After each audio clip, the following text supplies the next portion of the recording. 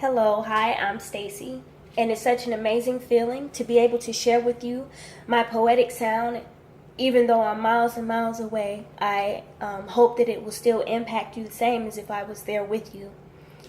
You guys are remarkably lucky to have Jessica as your teacher, your mentor, your motivator, and Jessica, I feel so very blessed that you chose me to be a part of something so huge and give a voice to something so paramount and relevant in our society.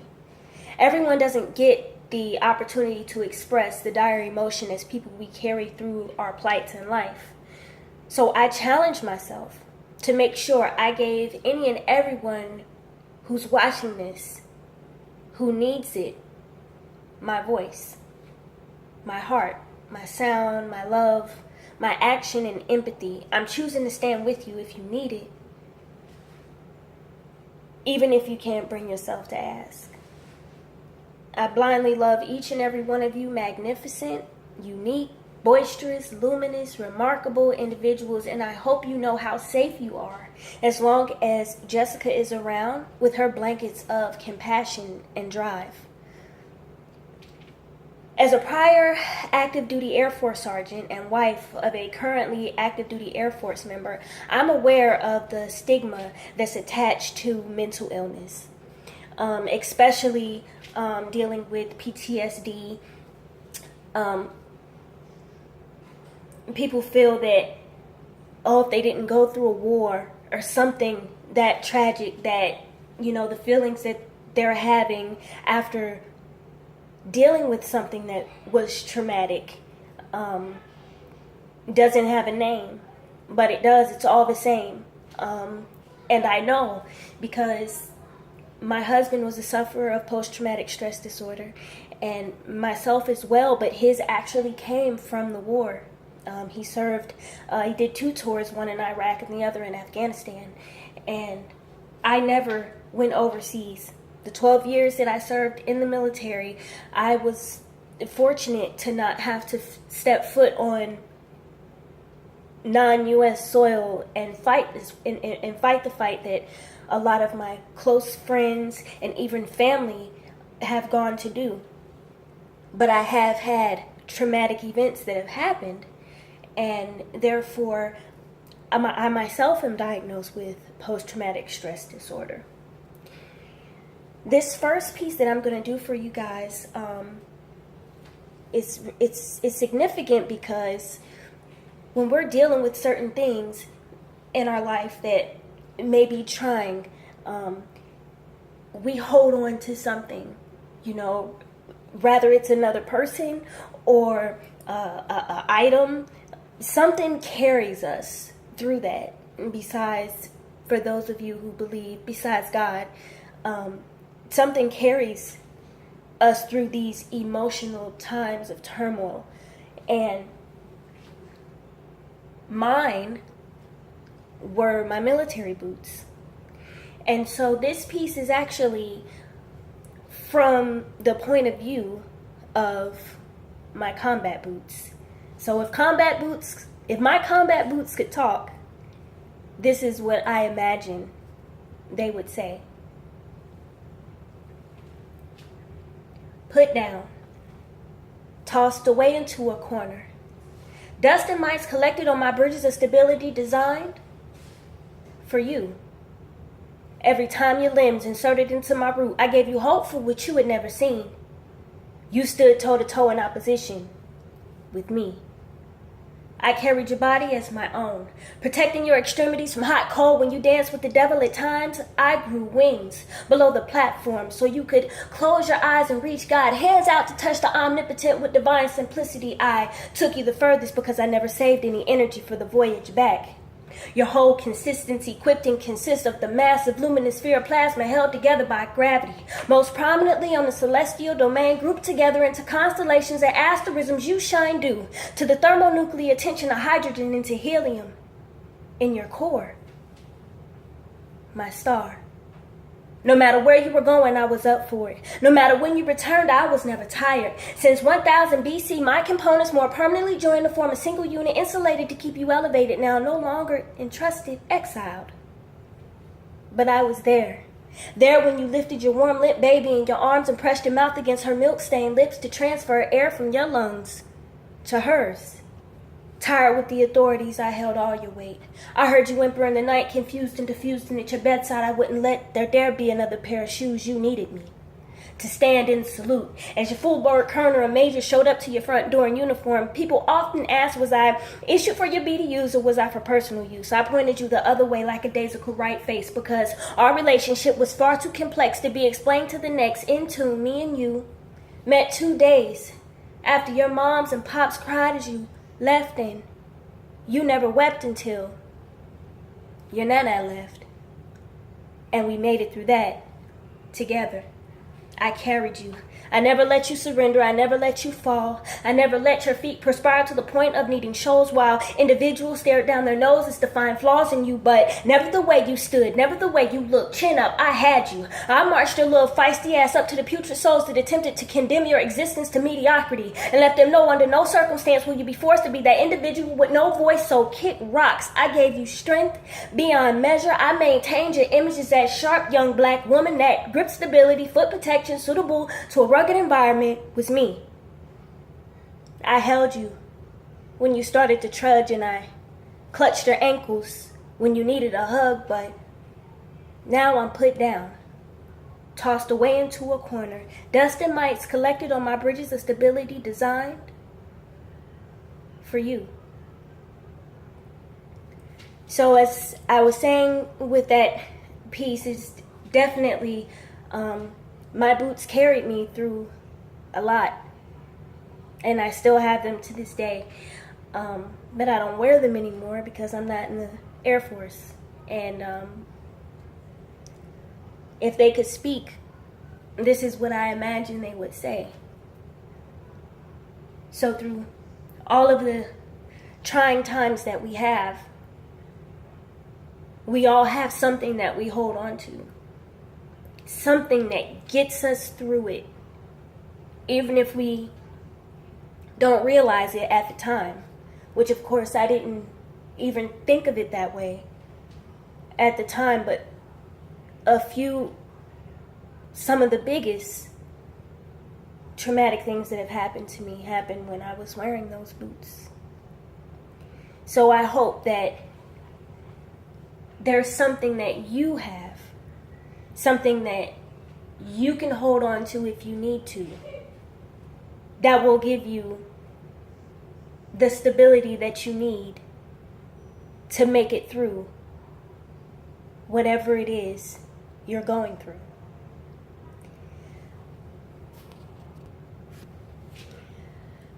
Another one of the things that kind of falls into this, falls up underneath this umbrella, are the mental illnesses that are very hard to treat or diagnose. And I would be speaking of things such as dementia, Alzheimer's, and CTE. It is really difficult when you're dealing with a person who you've known your whole life, or a good part of your life, that you have these great memories with, and then all of a sudden they're not the same. And it's hard to wrap your mind around that, because it's just hard to wrap your mind around something like that. It hits very close to home for me. I had actually prepared a piece in regards to dementia, bipolar, because they kind of carry some of the same symptoms, or I should say, they carried the same symptoms for my dad. He was misdiagnosed as being bipolar when in fact he had early onset dementia. And I realized, in getting everything together so that I could record this for you guys, I realized that it's so close to home that I wouldn't be able to make it through that. I wouldn't be able to express as deeply as I wrote. I wouldn't be able to express that to you without becoming overwhelmed by emotion. And I don't mind showing people that I'm not a robot, that I'm human, that I have feelings, because it helps me connect and identify with people from various backgrounds. So it's not that I don't want to be vulnerable in front of you. I don't mind it. You know, we're doing this. We're here together right now. So I don't mind it, but it's just I'm not comfortable yet expressing just how hurtful it can be to deal with a loved one that's suffering from that. What I will say though is my father taught me just about everything that I know when it comes to dealing with me, when it comes to dealing with the world and the drive and ambition that I have. It took a lot for me to not be able to share with him some of the places my life has taken me. Clearly because he just, big parts of him are not there. He doesn't remember. And one thing that I want to convey to you is that if that's something that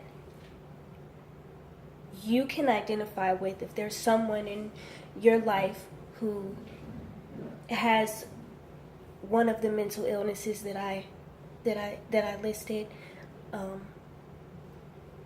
don't feel as if it's something that they control or something that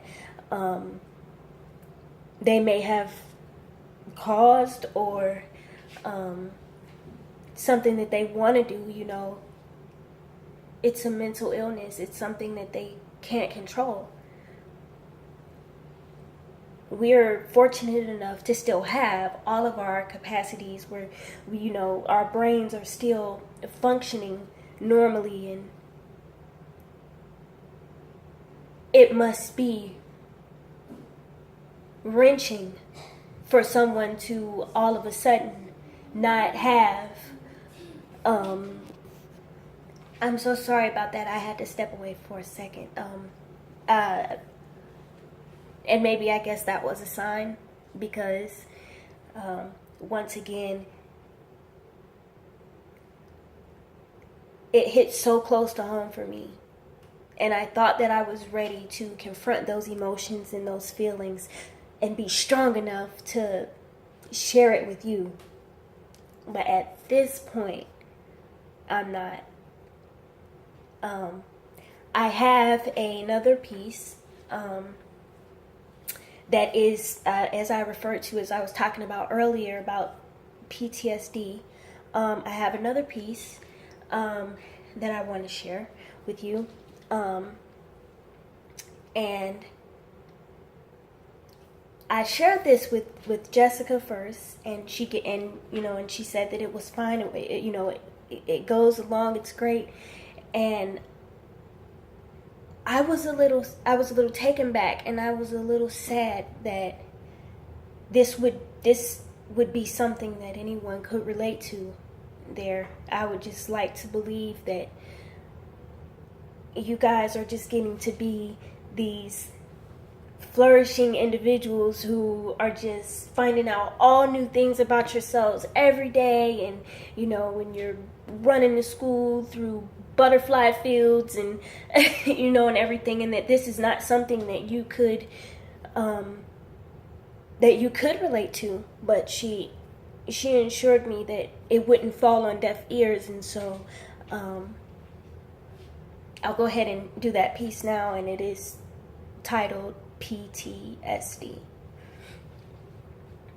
I have this intense fear, horror, helplessness, and despair. Every time I look at, wash, comb, or brush my hair, I'm missing strands.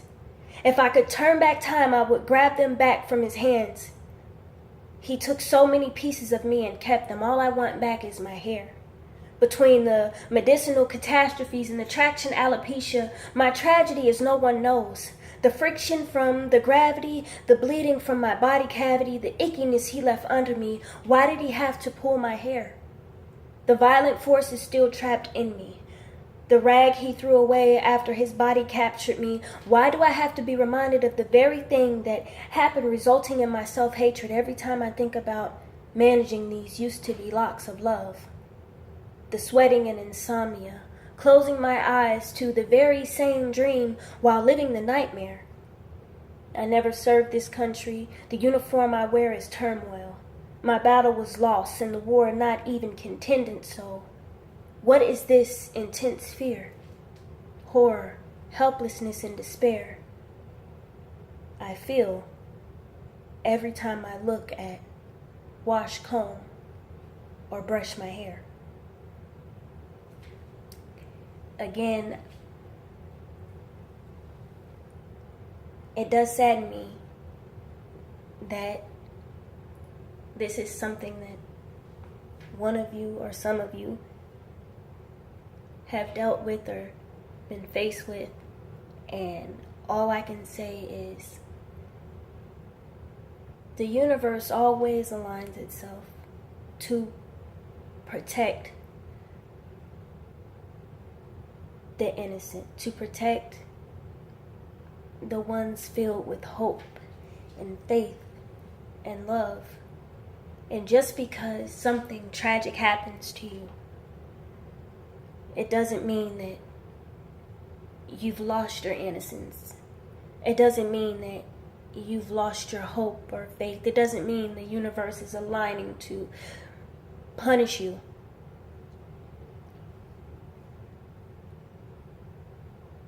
And I hope that's something that you all will get and grow with. That some of the hardest battles come to the greatest people. And as long as you have one person, as long as you have one person that's pulling for you, that's rooting for you, that loves you no matter what, that cares for you no matter what, that can sympathize and empathize with you, as long as you have one person, you'll be fine. You will be lifted when you don't know how it's possible. You'll be blessed when you don't know. It's because when you are sad or weary and you can't pray for yourself, if that's what you choose to do, if you don't have the strength to, that one person is. And that's one thing that I can't deny, is that the universe does protect us and helps us through our troubles and our turmoil. And this was so awesome that I got to talk to you guys, that I got to be a part of this. And Jessica is so amazing for taking the time to make this happen. And I hope you guys understand and respect that. So until the next time, I'm going to say my goodbyes, but Jessica has my email. I'm on Facebook. If there's anybody who wants to talk, I am open. You can ask Jessica. I'm very approachable. I've been that way my whole life, and I welcome it. I might not have all the answers, but if there's anyone who can relate to any of the things that I said, or wants further clarification about something, dealing with something on their own, whatever, reach out to me. Okay? You guys have a wonderful day and enjoy the rest of the play.